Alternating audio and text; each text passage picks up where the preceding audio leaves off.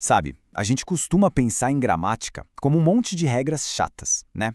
Mas e se fosse mais parecido com decifrar um código secreto? Um código escondido em textos com milhares de anos. É exatamente isso que a gente vai fazer hoje. Vamos pegar uma lupa, a gramática, para descobrir detalhes que, olha, podem mudar completamente o jeito como a gente lê essas histórias antigas. Bom, nosso roteiro de hoje é o seguinte: a gente vai começar vendo que o tempo verbal é mais do que só tempo.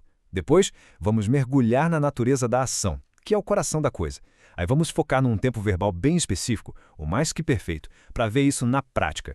E claro, vamos desvendar uma cena para entender como isso tudo se junta e, por fim, porque essa é a chave para uma interpretação muito mais profunda. Então vamos lá. Para a gente entender o que faz o grego ser tão diferente, tão especial, vamos começar com o básico, aquilo que todo mundo já conhece sobre verbos. Pensa só. No português, quando a gente fala de um verbo, a primeira coisa que vem à cabeça é quando aconteceu. Foi ontem? Está acontecendo agora ou vai ser amanhã? Tudo se encaixa direitinho nessa linha do tempo, sabe? Passado, presente, futuro. O nosso sistema se preocupa muito em localizar o evento no tempo. Só que aí quando a gente entra no grego bíblico, o jogo vira. A preocupação principal não é mais o relógio, mas sim a qualidade da ação. É como se o autor tivesse uma paleta de cores para descrever não só quando algo aconteceu, mas principalmente como aconteceu. A ênfase muda completamente.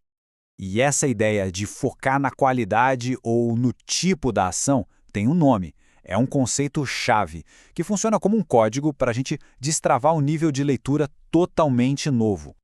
Esse conceito é o Aktionsart. É uma palavra alemã que significa basicamente tipo de ação. Para ficar mais fácil, pensa nele como se fosse a textura de um verbo. A ação foi um flash, algo instantâneo, foi algo que continuou por um tempo, ou foi uma ação que terminou, mas deixou um resultado que durou.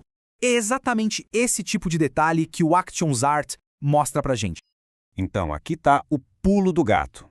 Enquanto no português o nosso foco principal é quando aconteceu, no grego bíblico a pergunta mais importante é de que jeito, de que tipo foi essa ação? É uma mudança de perspectiva total que nos permite enxergar a intenção do autor de uma forma, nossa, muito mais rica e detalhada. E para a gente ver esse tal de Aktionsart funcionando na prática, nada melhor do que pegar um exemplo concreto. Vamos dar uma olhada num tempo verbal que é a personificação dessa ideia, o mais que perfeito. Então como funciona isso? Ele descreve um estado, lá no passado, que foi resultado de uma ação que aconteceu antes ainda. É meio um passado do passado. Imagina assim, alguém construiu uma casa, ok? Ação no passado. O mais que perfeito não vai focar só no ato de construir. Ele vai focar no fato de que a casa ficou ali, de pé, por um tempo. E esse estado também já acabou. É tudo uma cena que se desenrola inteiramente no passado. A definição mais técnica é essa aqui. Ele se refere a uma ação que foi completada lá atrás, no passado, e que produziu resultados que continuaram existindo por um tempo, mas que também acabaram no passado. É como se o tempo perfeito que a gente talvez conheça fosse empurrado inteirinho para dentro do passado. É quase como olhar para uma foto antiga, sabe? O momento já passou, mas o registro daquele estado ficou.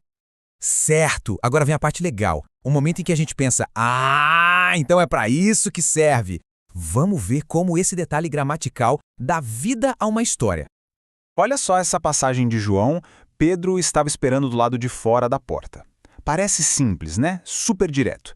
Mas no grego original, o verbo aqui está no mais que perfeito. Isso esconde uma informação que muda o jeito como a gente enxerga a cena.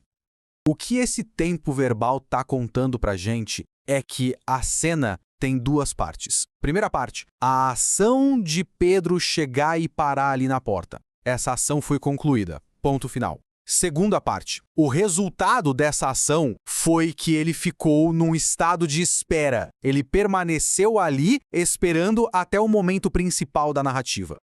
E é aqui que está o segredo. O foco do autor não é só dizer que ele esperou. O foco é no estado em que ele se encontrava. É um convite para a gente visualizar a cena, para a gente sentir a condição de Pedro naquele momento.